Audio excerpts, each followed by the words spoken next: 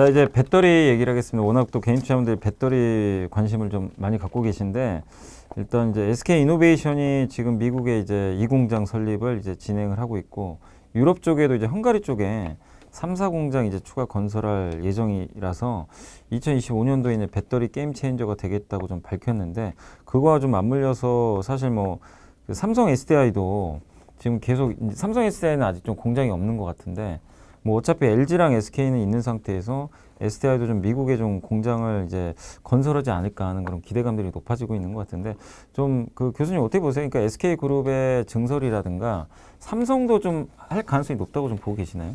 둘 다 일단은 국내 배터리 3사가 뭐 10위권 안에 들어가는 세계적인 뭐 기술 보유도 상당히 이제 방향은 약간씩은 틀리겠지만, 근데 SK 입장에서는 지난 이제 미국에서 몇 년 동안의 소송이 LG하고 끝났기 때문에 좀 더 광폭 행보를 하는 부분들이 많아지는 것 같아요.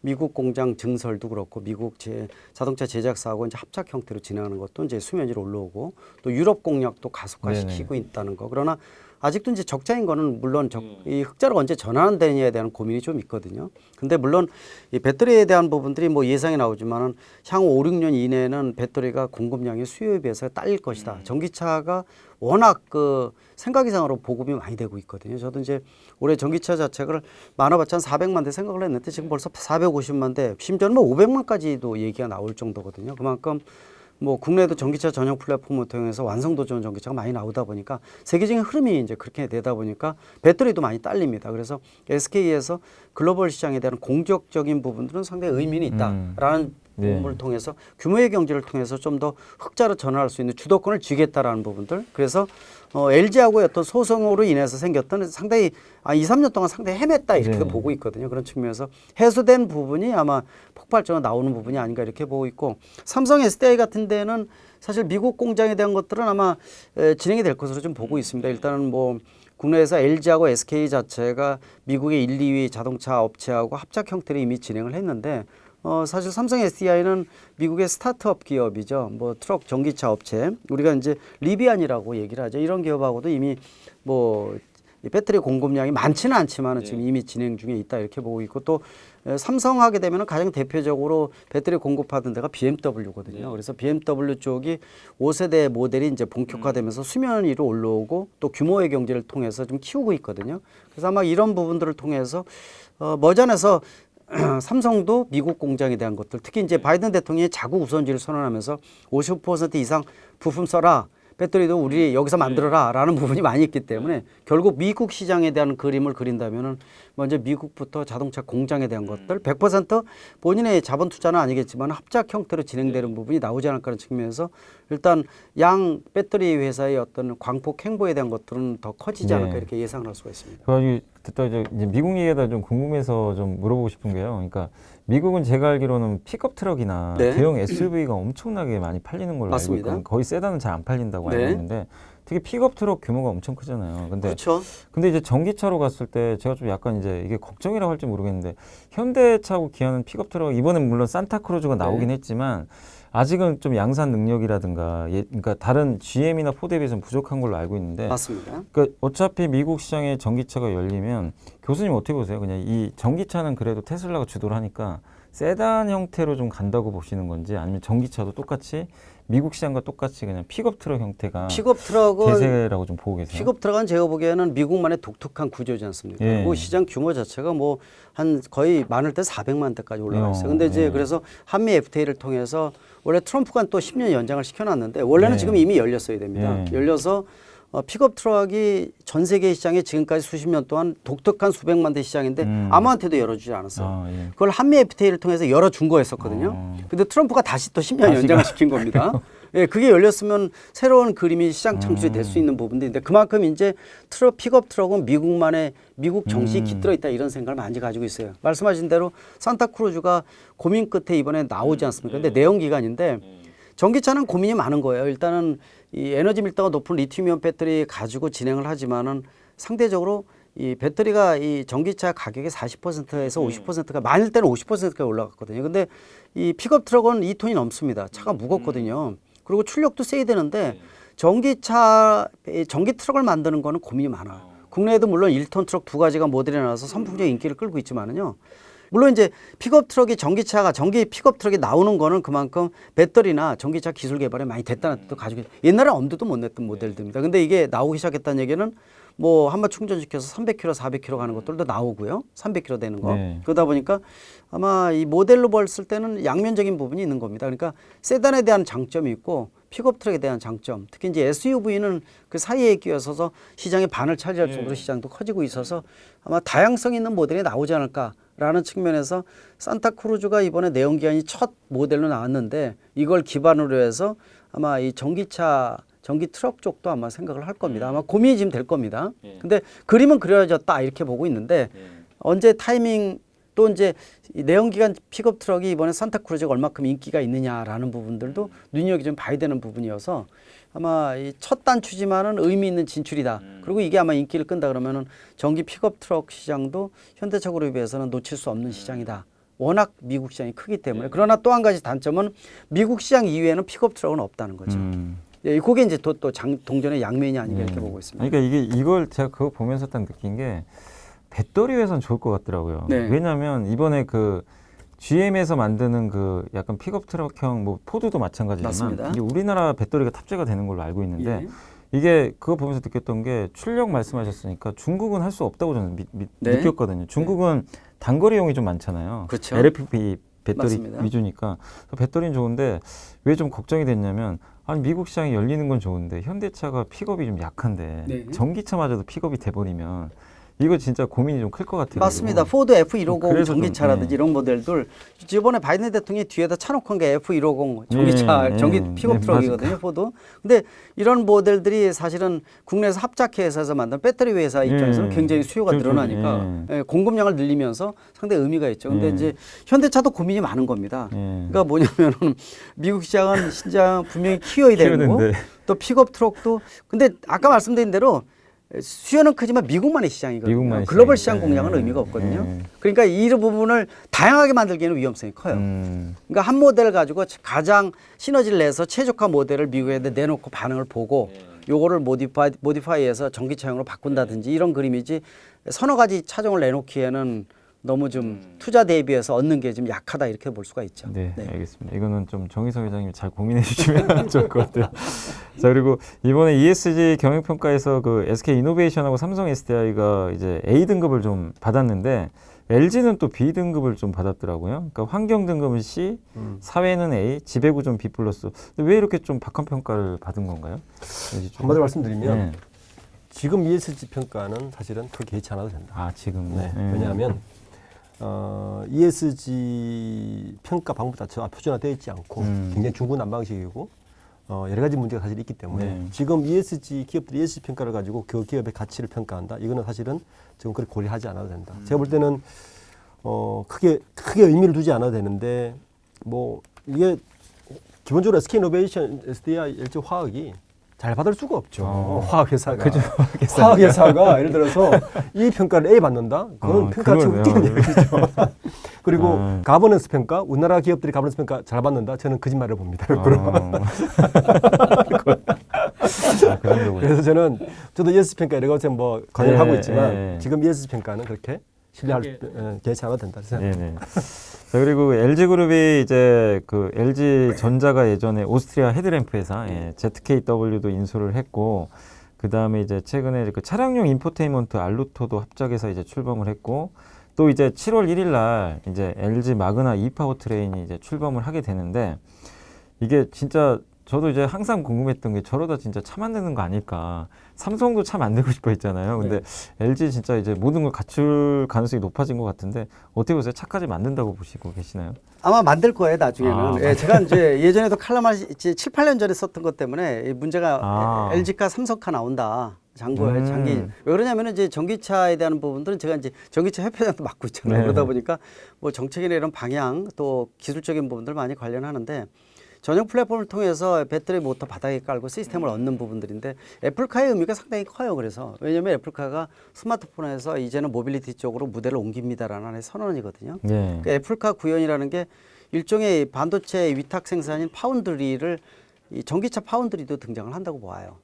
결국은 애플카가 전기차 파운드리가 본격 등장한다는 예. 뜻이기 때문에 그 이후에 이제 구글카나 아니면 아마존카도 나올 수가 있거든요. 네. 그게 무슨 뜻이냐면은 LG 같은 경우에는 스마트폰 사업부도 철수할 정도로 맞아요. 예. 이쪽에 올인하고 있는데 제가 보기에는 다 만들어요. 차만 만들지는 않고 다 만드는 겁니다. LG 입장에서는요. 그러니까 LG의 노하우는 가장 크다고 보고 있어요. 삼성이 따라가서 6년 전에 전장 사업부 출범했지만 왜냐 베타 지역에서 못 들어갔거든요. 저한테도 찾아왔어요. 뚫어달라고 찾았었는데 굉장히 고민이 많았던. 근데 이제 LG 입장에서는 이미 노하우가 있는 거예요. 마그나하고 7월 1자 합작해서 출범하는 것도 내년에 아마 1조 원 이상의 매출이 예. 기대가 되고 있는데 모든 사업에 다 들어간다고 보고 있죠. 그러니까 전기차 파운드리가 본격 등장하면은 그리고 지금 시장이 아직 크지가 않은데 지금 들어올 리가 없어요. 이유가 없죠. 예, 그죠. 근데 전 세계 한 8,500, 9천만 대 시장에서 시장이 2025년에 1,000만 대가 넘어갈 것으로 예상을 하는데 그때 되면은 고민을 좀 하는 거죠. 왜냐면 내가 전기차라는 것도 고속 전기차도 있지만은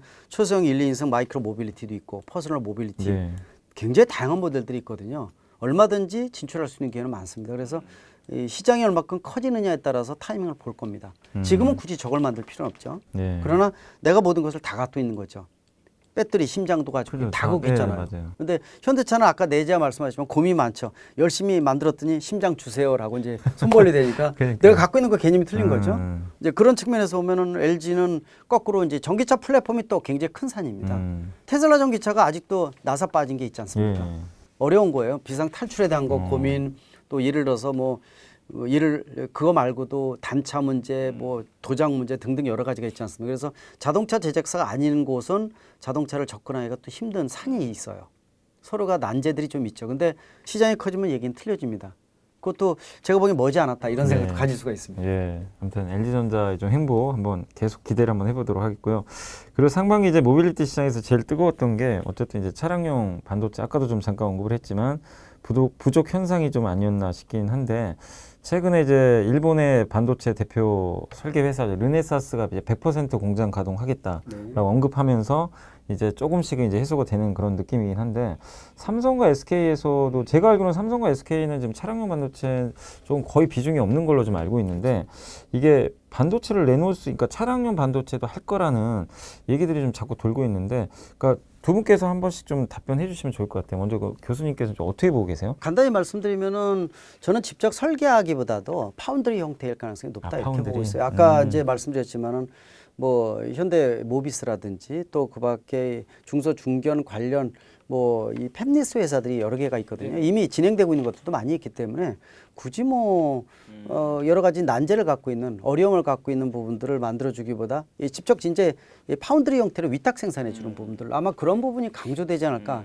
직접 설계를 하기보다 아마 그런 부분이 많지 않을까 이렇게 생각을 하고 있고 워낙 이제 차량용 반도체가 배타적인 부분들이 많기 때문에 아마 그런 부분의 일부 역할을 담당하지 않을까. 직접 아마 본인들이 팹리스 역할을 하기에는 좀 그렇지 않느냐라는 생각을 좀 가질 수가 있습니다. 네. 대표님도 한 말씀 해주시죠. 삼성 반도체하고 SK 하이닉스가 지금 갑이잖아요. 네. 언론은 가지 않을 것이다. 아 그래요? 돈 안 돼요, 사실은. 그렇죠. 네. 돈이 안 되죠. 돈이 안 돼요. 경제성이 나오지가 않고요. 이거 하려면 8인치 웨이프 돌려야 돼요. 지금 12인치 웨이프 돌리는데 공장 다 바꿔야 되고요. 전혀 경선 나오지 않습니다. 예를 들어서 뭐 지금 그 청주에 있는 일부 옛날 라인들 일부 뭐 할 수는 있는데 저는 그렇게 큰 리스크 안고 그만큼의 아까 이야기한 대로 국가에서 국가 전략 자산으로 뭔가를 조치를 취하지 않으면 절대 경제적으로 움직일 이유도 없고 하지 않는답니다. 역시 정부의 인센티브가 유혹 프로그램이 어떻게 되느냐에 따라서 네. 고민을 좀 할 겁니다. 그거 외에는 제가 보기 쉽지 않아요. 그러니까 돈은 누가 대줘야 되는 거군요 지금. 아 예, 알겠습니다. 이제 배터리까지 한번 해봤고 마지막으로 이제 UAM 많은 분들이 또 요새 UAM 공부도 많이 하고 계신데 이게 현대차 그룹이 어쨌든 UAM 이제 사업에 진출한다고 선언을 했는데 제가 얼마 전에 이제 그 어떤 그 기사인가요? 아무튼 블로그를 보다 깜짝 놀란 게 그 옛날에 어떤 하백분이 1960년대에 적어놓은 그림이 있어요. 2000년의 한국의 모습이라 그래가지고 거기다 맞아요. 스마트폰. 그다음 뭐 이제 거기서 아직까지 못 맞췄던 것 중에 하나는 나르는 자동차 같은 거 있죠. 저도 어렸을 때 자동차 언젠가 날아가겠지 그 생각했는데 이제 진짜 현실화 돼가는 것 같아요. 그래서 그게 이제 UAM인데 이 현대차 그룹이 어쨌든 되게 적극적이고 우리나라의 또 하나라든가 또 대한항공도 있고 또 보면 한국항공우주는 아예 비행기 자체도 만들고 있잖아요. 그래서 이게 생태계 만들기는 어렵지 않을 걸로 저도 좀 보고는 있는데 이게 현재 지금 우리나라 UAM 사업이 어디까지 와 있고 좀 언제쯤 좀 진짜로 실현 가능하다고 좀 보고 계세요? 일단은 뭐 아까도 모두에서 제가 말씀드렸을 겁니다. 이게 사실 2030년 이후를 상용 모델로 생각을 했었거든요. 근데 이 속도가 워낙 지금 빨라지고 있다는 겁니다. 그러니까 기술 개발이 빨리 이루어지고 있다는 거. 그런 측면에서 보게 되면은 아마 시범 모델은 뭐 수년 이내에 나오고 상용 모델도 2026, 7년 정도를 보고 있으니까 그리고 정부가 얼마만큼 인센티브를 좀 지자체하고 같이 움직여줘야 되거든요. 법적 체계도 빨리 서둘러야 되는데 우리가 지금 규제를 보는데 포지티브 정책이다 보니까 굉장히 늦습니다. 일단은 공중을 올라간다는 개념은 법적 제도적으로 굉장히 좀 중요한 부분이 있거든요. 그러니까 아마 이런 부분들이 상용화에서 굉장히 걸림돌로 작용할 수가 있어요. 아마 기술적인 부분들은 충분히 가능하다고 보고 있고 그래서 기대를 하고 있습니다. 뭐 하나는 원래 이 현대차에서 하기 전부터 이미 선언을 했을 정도로 빨라지고 이미 40년 동안 방산이라든지 항공 쪽에 노하우가 워낙 많이 있거든요. 그래서 시장 형성이 생각이상으로 빨리 될 것 같은데 저는 몇 년 이후에 택시값보다 몇 배일까라는 생각을 먼저 가지거든요. 그리고 이제 아까 말씀드린 서울 같은 데도 이 이착륙장에 대한 것들이 아마 수면 이런 이제 나올 겁니다. 맞아요. 문제는 이제 강북 쪽은 뭐 비행 물체에 대한 것들이 못 들어가기 때문에 그런 것들을 얼마큼 이제 아까 법과 제도적인 부분들 있죠. 이런 것들이 어떻게 정립되는지 항상 예전에 제가 15년 전에 그 생각이 나요. 예전에 미국에서 뭐 예를 들어서 몇 미터 이상 고온을 뜰 때는 비행기 자격증, 그러나 몇 미터 이하일 때는 운전면허 가지고 일부 교육만 받으면 쓸 수 있다.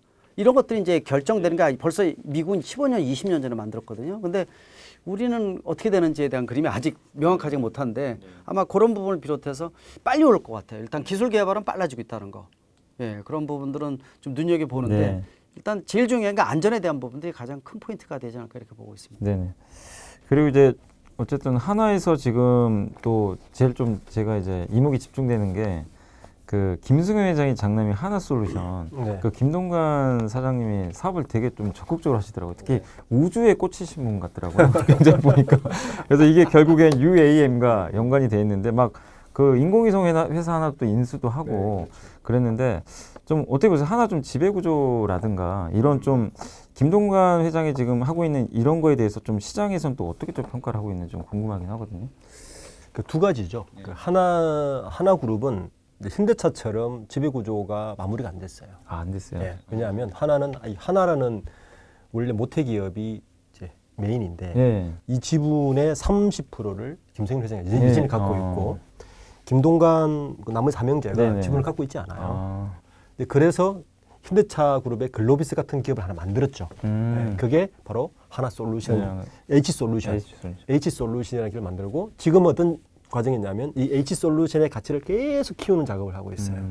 하지만 그 삼성의 그 이재용 부회장이 그 부회장 그 이근 회장 떨어지자마자 제일 처음에 기업을 이렇게 팔잖아요. 네네네. 그 하나로 팔잖아요. 네. 팔 때 다 H솔루션 밑으로 다 넣습니다. 그게 그게 이제 하나종합화학, 하나에너지 이런 기업들이 다 밑으로 들어가요. 네. 그리고 지금은 그 밑에 있는 기업들을 하나씩 상장시키고 있어요. 젊은 상장시킨 게 하나 시스템. 하나 시스템. 예, 그 상장시키고 여전히 그 지분 13%를 가지고 있고.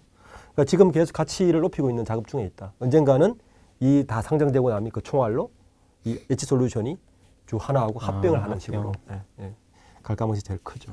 예, 아직 한참 작업 중입니다. 또 하나는 이제 한 측면은 김동관 지금 하나그룹은 실질적으로 김동관 사장 체제로 완전 바뀌었어요. 뭐 김승현 회장이 계시지만 네. 그 인사 구조를 보면 김동관 사장 체계로 완전 바뀌었습니다. 지금은 이제 오너가 바뀌면 제일 먼저 하고 싶은 일이 뭐냐면 자기의 트레이드마크를 하나 만들고 싶습니다. 그래서 이것저것 일을 벌리죠. 저건 내 거야. 저건 내가 한 거야. 저건 아버지가 한 거 아니야. 저건 내가 한 거야. 이제 이런 차원으로 보시면 될 것 같아요. 네. 그래서 아니 근데 공교롭게도 요새 또 우주가 핫해요. 이게 보면 미국에서 이제 우주 여행 간다. 이 뭐 버진 갤럭틱은 또 승인까지 면허까지 땄다고 그러더라고요. 그래서 좀 잘 맞아떨어지는데 하나그룹도 횡보 한번 좀 기대를 한번 해보도록 하겠습니다. 자 그리고 마지막으로 그 현대차 그룹이 이제 언제쯤 선두 주자가 될 것인지 또 언제쯤 전기차 대중화가 이루어질지 물어보시는 분들이 좀 굉장히 좀 많이 계셨던 것 같긴 한데 이게 장기 투자하신 분들은 어쨌든 이제 내가 이 기업을 한번 5년, 10년 들고 간다면 그 내가 멘탈을 붙들고 있을 만한 뭔가 확실한 모멘텀이 있어야 되는 거잖아요. 그런 측면에서 본다면은 좀 현대차 그룹에 대해서 그런 모멘텀이 좀 뭔지 좀 한번 말씀해 주시면 좋을 것 같아요. 딱 집어서 얘기하기는 어렵고 아까 말씀하신 뭐 이 보스턴 다이내믹스부터 이런 여러 가지가 버무려지면서 전체적인 가성비를 봐야 될 것 같아요. 네. 일단은 전기차에 대한 것들은 지금 개인적으로 물어보면 저는 이제 하이브리드 자동차 구입하라 그러거든요. 하이브리요? 예. 제가 전기차 협회장인데 제가 전기차를 안 벌거든요. 예, 왜냐면은 이게 굉장히 중요한 부분들입니다. 왜냐면은 이 부동산 나무로 가장 큰 가치를 갖고 있는데 자동차는 10년 계획을 잡고 돈을 모아서 근데 100% 현금 주고 사는 사람 없어요. 할부 일부를 하거든요. 근데 그만큼 비용이 많이 들어가기 때문에 전기차로 바꾼다는 건 굉장히 쉽지가 않은 겁니다.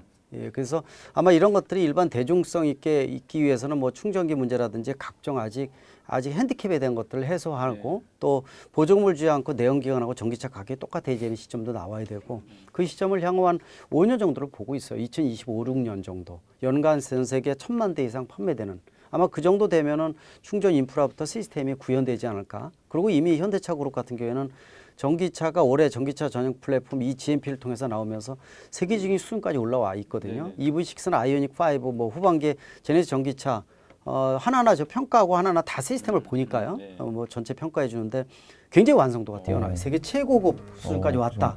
뭐 수전기차는 뭐 그 다음이지만 쌍두마차에 성공했어요. 그만큼 이제 시장을 파일을 키워야 되기 때문에 그래서 기대감을 상당히 크게 합니다. 일단은 자율주행도 전기차 기반이거든요. 내연기관차 자율주행차는 의미가 예, 없습니다. 그래서 애플카 같은 데도 자율주행 전기차라는 개념이기 때문에 그래서 물론 자율주행에 대한 부분들이 선진국 대비해서 대한민국이 현대차도 그렇고 3년 4년 뒤져 있습니다. 네. 얼마큼 완성되어 있게 또 이 자율주행 개념을 넣어서 우리가 아까 라이드 쉐어링이나 카쉐어링 같은 비즈니스 모델로 아까 말씀드린 플랫폼이나 마스 개념으로 써야 되거든요. 그런 측면에서 보게 되면은 향후 현대차 그룹에 대한 것들 한 5, 6년 이후에는 UAM 수면 위로 올라올 것이고 또 계단 올라가는 로봇 모빌리티도 아마 나올 것이고 제가 보기에 한 5, 6년 이후로 보고 있어요. 지금 얘기 나오는 게 시너지가 나와서 눈으로 직접 보고 우리가 경험할 수 있는 게 5, 6년 이후로 보기 때문에 아마 2025년, 6년 정도 그 타이밍이 지금 그래서 5년, 10년 사이가 전 세계 모빌리티의 혁명이라고 이노베이션이라 레볼루션이라고 얘기를 하거든요. 130년의 내연기관차가 엎어지는 기간이 10년이다 이렇게 보고 있는데 현대차 그룹도 제가 보기엔 5, 6년 이후에 올라오는 속도가 그때의 수면을 보게 되면은 좀 더 기대감을 갖는 것이 좋지 않겠느냐. 저는 중장기 측면에서 아직 현대차 그룹은 많이 좀 올라갈 것이다 이렇게 얘기를 합니다. 일단 이런 말씀드리면서 제가 아직 주식을 안 합니다. 안 하시기 때문에 객관적으로 보실 수 좀 있을 더 것 편하게 같아요. 말씀드릴 수가 있습니다. 그 대표님 좀 어떻게 보세요? 현대차 그룹의 좀 미래에 대해서. 저도 현대차 주식을 안 하는 입장에서 그 이런 말이 있어요. 그 애플의 아이폰하고 네. 삼성 갤럭시가 경쟁자냐? 애플 사람들은 경쟁을 생각하지 않는데 그죠. 그 애플의 경쟁가 누구냐? 스타벅스랍니다. 아 스타벅스. 그 애플은 어떤 비즈니스 관점만 하면 누가 시간, 그러니까 타임 트랩 작전인 네. 거죠. 누가 많은 시간을 소유할 것인가, 고객에게 많은 가치를 줘서. 자동차 사람은 그렇게 보거든요. 네. 코로나19도 잘 보세요. LG전자가 굉장히 많이 팔았는데 사람들이 집에 있는 시간이 늘어나면 당연히 가전제품이 늘어납니다. 네. 그러니까 사람들이 어디에서 시간을 많이 보내느냐에 따라서 그 기업 가치와 그 제품 가치가 반드시 올라가거든요. 네. 이 모빌리티라는 게 지금은 우리가 이제 전기차나 이런 좀 자율주행차 3단계, 4단계 가 중요한 이유가 지금은 차를 내가 운전해서 운전한 시간을 다 보내지만 네, 그죠. 이게 자율주행차가 되고 전기차가 돼서 시간을 안 보고 차에서 시간을 보는 생각해 보세요. 지금 위워크에서 일 안 하고 자동차 일할 수 있어요. 그죠. 그렇죠? 가능하죠. 그래, 가능하죠. 네, 가능하죠. 그러니까 어떤 관점으로 보느냐 하면 저는 사람들이 과연 그렇게 됐을 때 어디에서 시간을 많이 볼 거냐. 그러니까 LG전자가 아까 우리가 자동차 산업을 할 수 있는 이유 중에 하나가 내연기관도 못하지만 이게 가능한 게 그렇게 되면 사람들이 거기서 시간 많이 보내면 그 투자 가치가 있는 거거든요. 그러니까 사람들이 어디에서 시간을 많이 타임 트래블 어느 기업이 더 잘할 거냐. 타임 트래블 할 수 있는 가치를 어느 기업이 더 잘 줄 거냐가 사실은 그 기업의 내재 가치가 훨씬 높다고 봐요. 그냥 엔지니어직 관점에서 보면 이거 좀 좋고 안 좋고 이런 관점도 있지만 큰 경제적 관점 보면 그렇게 보면 되게 기업도 되게 재밌다. 네. 있을까요? 그러니까 한마디 부탁시키면은 미래의 어떤 모빌리티를 말씀드리면서 우리 이제 그런 얘기를 하는데 바퀴 달린 휴대폰 얘기도 얘기를 하지만 그렇죠. 가장 와닿는 게 뭐냐면은 움직이는 가전제품 이거보다 더한 게 뭐냐 움직이는 생활공간 아까 말씀하신 생활공간이 움직이는 모바일 속에서 난다는 거 이 속에서 각종 비즈니스 모델이 창출된다는 말하고 비슷할 것 같아요. 어마어마한 거죠. 맞습니다. 모빌리티 그래서 상의 사업이죠. 맞습니다. 그래서 움직이는 생활공간으로 모빌리티가 이 과거의 단순한 이동 수단에서 바뀌고 있다라는 거. 이 부분이 사실 비즈니스 모델이 그 속에서 창출되지 않습니까? 아마 그 포인트로 보면은 스타벅스 충분히 이해가 됩니다. 이 모바일 스타벅스 나올 수 있을 것 같아요. 그러겠죠. 이게 당장 주식 사야 되겠네요.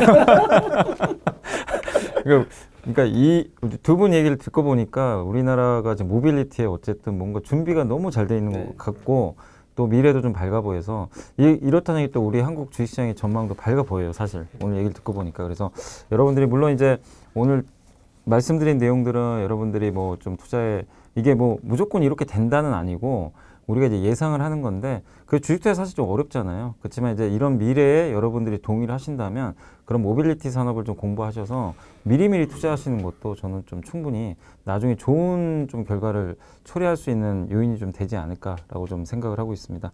자, 아무튼 저도 오늘 정말 많은 그 모빌리티에 대해서 인사이트를 받아서 저도 개인적으로 기분이 좋고요. 엠트렌드 구독자분들도 오늘 좀 공부가 많이 되셨을 것이라고 좀 생각을 하고 있습니다. 오늘 두 분 좀 끝까지 이렇게 좀 설명해 주셔서 너무 좀 감사드립니다. 네. 다음에 또 뵙겠습니다. 네, 고맙습니다. 고맙습니다.